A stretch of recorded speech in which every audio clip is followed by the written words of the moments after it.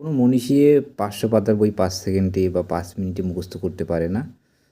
বিষয়টা এরকম করে প্রতিনিয়ত আমাদের শোনা হয় যে অমুক মনীষী ৫০০ পাতার বই ৫ মিনিটে মুখস্থ করছে। তো বিষয়টা এমন না। বিষয়টা হচ্ছে যে ধরুন একটা বইয়ের মধ্যে নিম পাতার উপকারিতা সম্বন্ধে লেখা আছে। যে নিম পাতা খেলে কী, কী হয়? সেই বইটা ৫০০ পাতার।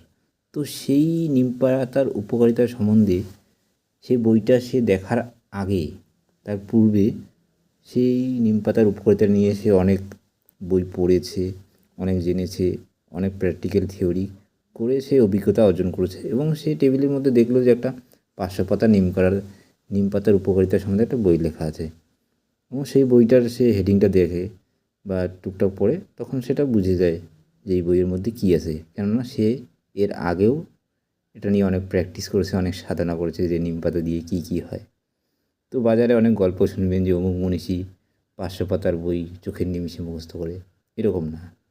সে সেই বিষয়টা সম্বন্ধে জানে এবং এই বইটার মধ্যে কী আর লেখা থাকবে নিম পাতা নিয়ে, সে সব কিছুই জানে, তাই এটা বাজারে একটা গল্প হয়ে গেছে।